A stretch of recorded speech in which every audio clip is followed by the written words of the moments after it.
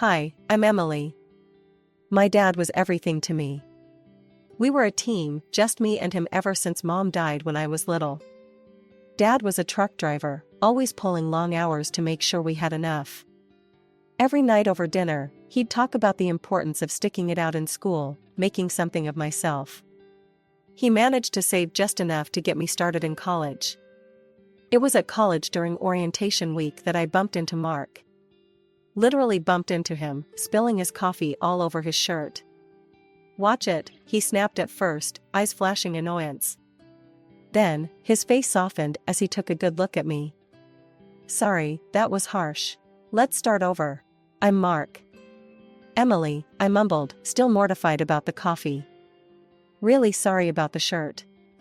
"It's just coffee. No harm done," he laughed, waving it off. "You here to study what, Emily?" "Financial analysis," I replied. He grinned, pointing to himself. "Same here. Looks like we're gonna be classmates." Mark was charming, with a quick smile and quicker wit. We hit it off instantly. Spending time with him felt easy, like slipping into a warm bath. Before long, we were thick as thieves, hanging out after classes, studying together, and grabbing late-night snacks at the 24-hour diner near campus. Then, just as I thought life was finally on my way up, it crashed. Dad died unexpectedly. Heart attack, out of the blue. The rug was pulled from under me, and down I went. There were no savings, nothing but the apartment we lived in. College funds? Gone. My world, my plans, all up in smoke. I was lost, but Mark stepped in. One evening, a few weeks after the funeral, he came over with a six-pack and a takeout box from our favorite Chinese place. We sat on the worn-out couch in my living room, surrounded by Dad's old books and pictures. "What about moving in together?" Mark said, his voice firm. "You know, cut down on expenses. We could make it work." I stared at the floor, not sure what to think. I don't know, Mark. I can barely afford to keep this place. Listen, we get married, move in here together. I'll keep studying, you work for now, and when I'm done, it's your turn. I'll support us then," he proposed, his eyes earnest. The idea sounded crazy, but there was a sincere ring to it. Maybe it was the grief fogging my brain, or maybe it was the desperate hope fluttering in my chest, but I nodded slowly. "Okay, let's do it. But promise me, when you graduate, it'll be my turn." "Promise," he said, reaching across to squeeze my hand. We got married 2 months later at a courthouse, with a couple of Mark's friends as witnesses. Dad's apartment became our home, our little island in the storm. My days blurred into nights as I shuffled between 2 jobs, just to keep our heads above water. By day, I was slinging coffee and plates at a bustling cafe, and by night, I sold pastries at a local bakery. Exhaustion became my constant companion, but quitting wasn't an option, not with Mark buried in his textbooks and our bills piling up. Mark's study schedule meant he was home a lot. You'd think that would make things easier, but it didn't. He had his finals coming up, and the stress turned him into a bear. The smallest things set him off, especially if dinner wasn't ready when he expected it. One night, I came home later than usual, my arms aching and my feet swollen from the long shifts. The house was dark except for the flicker of the lamp over Mark's study table. I dropped my keys on the counter and winced at the noise. Almost instantly, Mark's head popped out from his books, his brows knitted in annoyance.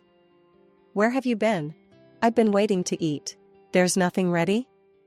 His voice was sharp, each word like a jab. I sighed, leaning against the doorframe. "I'm sorry, Mark. The bakery was slammed today. I haven't even had a chance to take off my shoes yet." "Well, I'm starving. I can't study on an empty stomach, Em." His voice softened a bit, but the irritation was still there, hanging between us like a thick fog. "I'll fix something quick," I mumbled, pushing past the fatigue.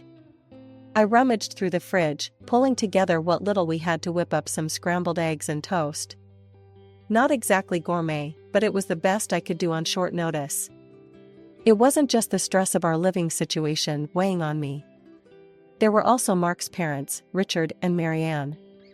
Both well-educated, well-spoken, and well-off, they never missed a chance to remind me that I didn't quite fit their idea of a suitable match for their son. Visiting them was an ordeal.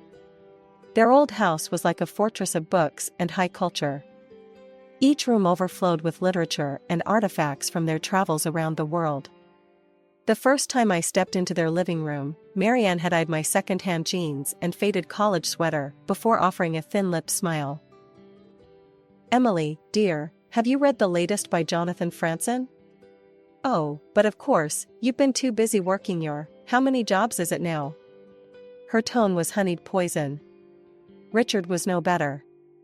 "It's a fascinating treatise on the socio-political landscape of contemporary America. But, let's discuss something simpler." His chuckle was a soft knife, and I felt my cheeks burn with humiliation. I tried to hold my own, to nod along, to throw in a comment here and there, but it was like shooting arrows in the dark. Eventually, I stopped trying. One evening, after a particularly grueling shift at the cafe, I mustered the courage to tell Mark how I felt. "Your parents, they don't think I'm good enough for you, do they?" I asked him as he clicked away on his laptop. Mark didn't look up. "Look, they're my parents. They have their ways, but they mean well." "You're overreacting." I knew then that arguing was pointless. He couldn't see it, wouldn't see it. So, I pulled back, retreating into my shell of work and solitude. Mark continued to visit his parents alone, often staying overnight. I wasn't invited, and I didn't ask to be. When Mark finally graduated and landed a decent job with a good salary, I felt a weight lift off my shoulders. Now it's my turn, right? I remember asking him one evening as we sat down for a rare quiet dinner. Mark had just started talking about his new role at the company, buzzing with excitement over the projects he was handling. "Yeah, about that," he said, his fork pausing midair. "Look, Em, things are tight right now. The job pays well, but we've got bills, debts. You know how it is." I nodded, biting back my disappointment. "I get that, but we talked about this, Mark. It's supposed to be my turn. I was thinking I could start with just a couple of classes. I'll keep working at the bakery to help out." He shook his head, a frown creasing his forehead. "Emily, be realistic. We need every penny we can get. Forget about college for now." The resentment that had been simmering inside me boiled over. "I supported you," I snapped. "I worked 2 jobs, Mark, so you could have this, so we could have this. And now you're telling me to forget my dreams?"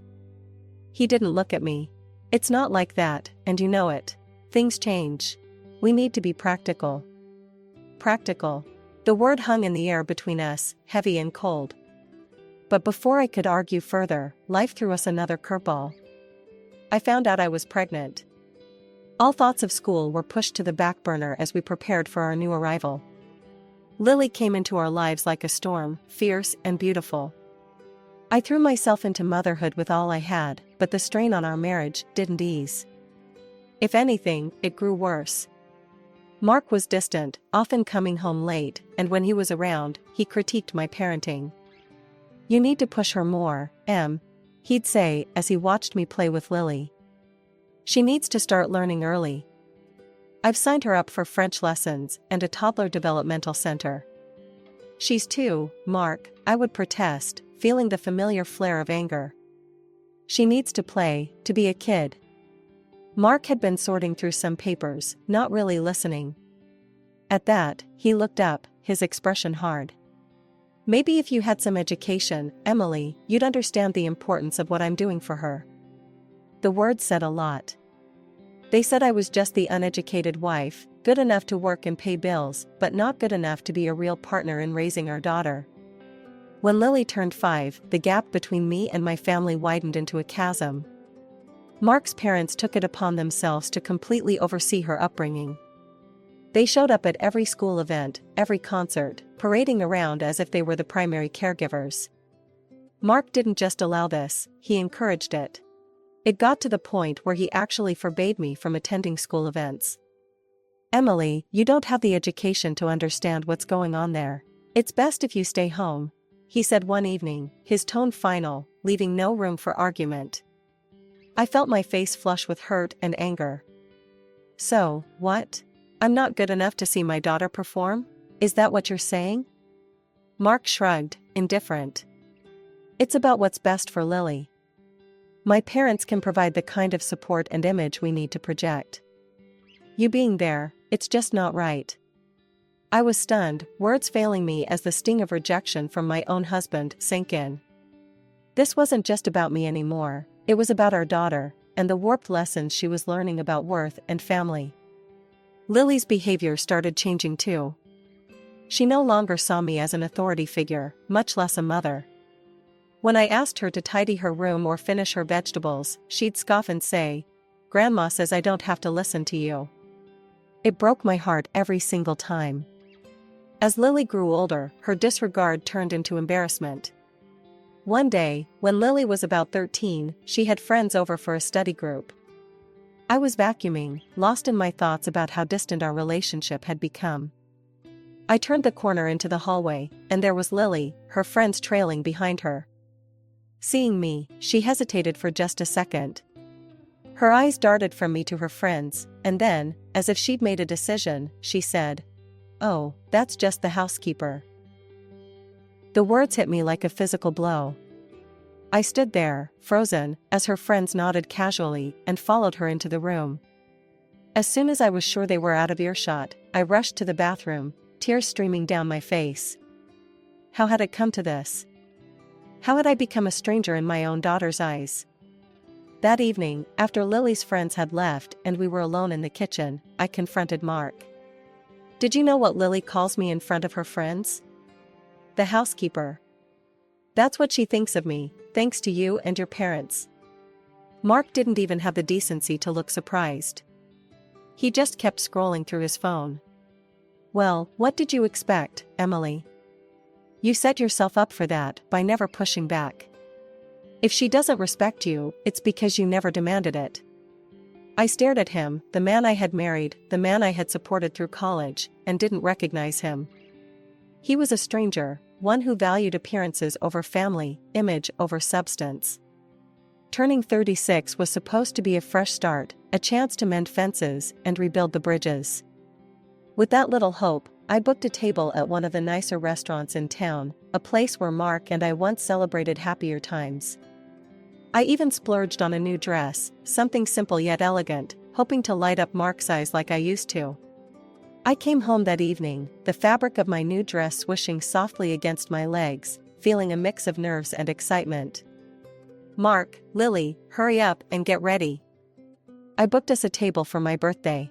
It's going to be special," I announced, trying to inject some cheer into my voice. Mark looked up from his laptop, his face blank, while Lily didn't even bother to pause her video game. "Go out with you? In that?" Mark snorted first, and then Lily joined in, her laughter sharp and mocking. "What's wrong?" I frowned, looking down at my dress. "You think you look good? You look like a scarecrow," Lily scoffed, her words slicing through me. "I'm not going anywhere with you. You'll just embarrass us." "Yeah, let's not pretend we're some happy family. You're just an ignorant loser, Emily. What were you thinking?" Mark's voice was cruel, devoid of any warmth. The room spun a little, their words hitting like physical blows. "But I thought we could all have dinner together. Like a family," I stammered, my voice barely above a whisper. "A family? With you?" Mark laughed, cold and harsh. He thrust an envelope at me. Confused, I opened it slowly. It was a divorce application. "This is my final gift to you," he said, his tone final. I stood there, the paper shaking in my hands. This wasn't happening. It couldn't be. "We're moving out, Mom. To the nice part of town, with Dad. There's no place for you there," Lily added, her voice echoing her father's disdain. "You can keep this old place." They packed their bags that night. I watched, numb and broken, as they hauled their belongings out of the apartment. Mark didn't look back, his steps never faltering. Lily followed him, her eyes avoiding mine, as if I were a stranger, not the mother who had cradled her, soothed her nightmares, and cheered for every little milestone. The door slammed shut, the sound echoing through the now empty apartment. I sank to the floor, my birthday dress crumpled beneath me, the divorce papers clutched in my fist. The tears came then, hot and unending, mourning not just the end of my marriage, but the loss of my daughter, my family, my whole world. The divorce was a brutal affair, stripped of any dignity or semblance of the love. When Mark sued for sole custody of Lily, claiming I was unfit due to my educational status and financial instability, the courtroom felt colder than any place I had ever been. Sitting there, the harsh lights of the courtroom felt like a spotlight, illuminating every failure I ever thought I had hidden. My in-laws were there, right beside Mark, united in their disdain for me. Richard, with his sharp suit and sharper tongue, didn't miss a chance to emphasize my inadequacies. She simply lacks the capabilities to provide Lily with the environment she needs, Richard testified, his voice smooth and confident. Her lack of education and refinement, quite frankly, it's not up to the standard a child like Lily deserves. Marianne nodded along, her agreement silent but palpable in the tight press of her lips. I wanted to scream, to tell them that love can't be measured in diplomas or bank statements, but the words choked in my throat, strangled by the weight of my grief. When it was my turn to speak, my voice was a mere whisper, barely audible even in the hushed courtroom. I have always done my best for Lily. I love her more than anything, and all I've ever wanted was to make her happy. The judge looked at me, his expression unreadable, and then scribbled some notes that felt like the final nails in the coffin of my parental rights. The gavel fell with a sound that echoed like a door slamming shut on my heart. Custody was granted to Mark, and with it, a clear message: I was not enough. Walking out of the courthouse, the sky was a brilliant blue, mocking me with its clarity. I felt anything but clear, everything was a blur, the faces, the city, my future. But amid the chaos of my thoughts, a spark of defiance flickered to life. They thought I was done, that I would crumble, but I wouldn't give them the satisfaction. I turned to my old friend Sarah, who had come to support me at the trial. I'm going back to college, I declared, the words feeling like shards of glass in my mouth, sharp and dangerous. Sarah's eyes widened. Are you sure, Em? After everything? Especially after everything, I said, the resolve hardening inside me like cement. I need to do this, for myself. I need to show them, and me, that I'm more than what they think. The journey back to college was a Herculean task. I scrimped and saved every dime, and took on extra shifts at the bakery. The nights were long, filled with textbooks and the soft hum of my old laptop as I revisited lessons I had abandoned years ago. Social media was a constant reminder of the life I had lost. Pictures of Mark, Lily, and a woman with a too bright smile in luxurious settings filled my feed. They looked happy, untouched by the turmoil they had left in their wake.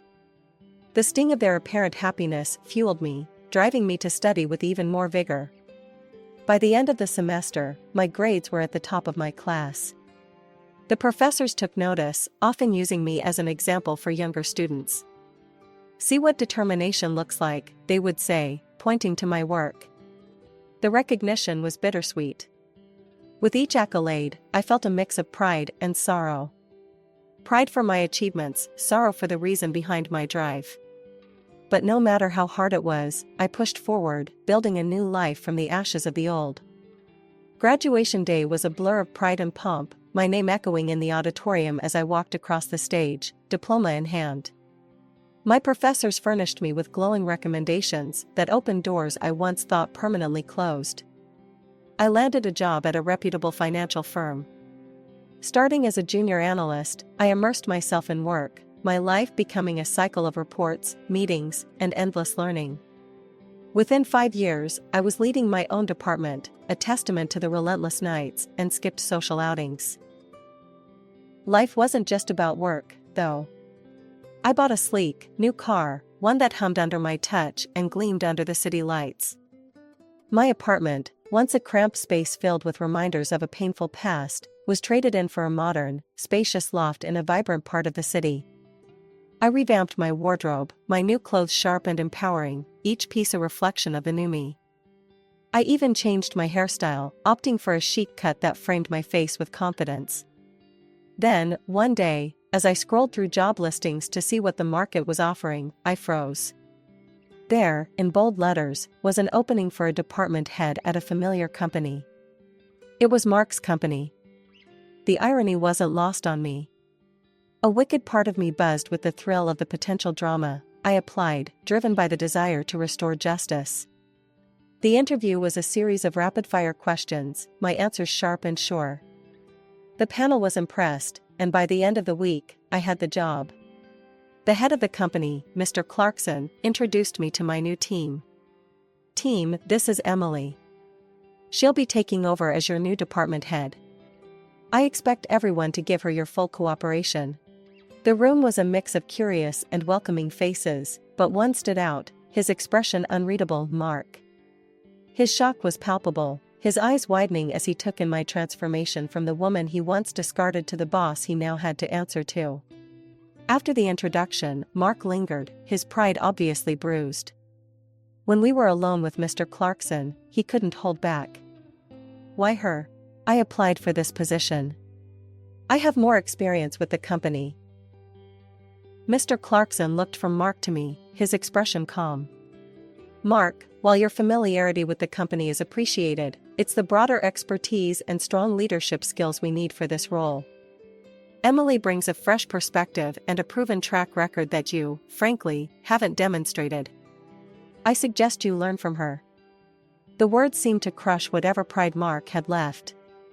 He stormed out, slamming the door behind him with a force that echoed through the quiet office. I stood there, the ghost of a smile playing on my lips, not out of spite but out of satisfaction. After the showdown at the office, Mark couldn't handle the new dynamics. Within weeks, he resigned, his departure quiet but the talk of the office. I heard through the corporate grapevine that he struggled to find a similar position elsewhere. Things spiraled for him, and soon, the woman he was living with kicked him and Lily out, tired of his constant joblessness. They moved back in with Richard and Marianne, but it wasn't the comfortable retreat Mark had hoped for. The luxuries Lily was accustomed to were no longer sustainable, and even his parents couldn't indulge her whims as they once had. Reality bit hard, and Lily found it difficult to adjust to their changed circumstances. One afternoon, there was a knock on my new apartment door, the modern, spacious place I had made my sanctuary. I opened it to find Lily standing there, her eyes roaming over the chic decor and the city view that stretched behind me. "Wow, Mom, this place is amazing," she exclaimed, a whistle escaping her lips. "I guess I'll be staying here now." Her words hung between us, expectation thick in the air. I studied her for a moment, my heart aching with a mix of emotions. There she was, standing in my home, as if all the years of neglect and hurt could be wiped clean with a simple decision to move in. "Lily, a fresh start isn't just about a new place to stay. It's about mending things, acknowledging mistakes. I haven't heard you apologize for anything. For how you've treated me, for the things you've said and done." Her face fell, and then, as if on cue, tears welled up in her eyes. "Mom, please, I'm sorry. Can we just forget all that? I want to be here with you." It was hard, looking into her eyes and seeing the plea there. But the tears seemed more a tactic than true remorse. "Lily, I love you, but you can't stay here just because it's convenient or because you're escaping from something unpleasant. You need to want to be here for the right reasons, and you need to make amends, truly." She wiped her face, the tears stopping as quickly as they had come. "Fine. If you don't want me here, I'll just go." The months that followed were a testament to my resolve. I heard from Sarah that Mark had started drinking, unable to cope with his bruised ego and the life he had dismantled by his own hands. Lily moved to another city, perhaps in search of the fresh start she had tried to find with me.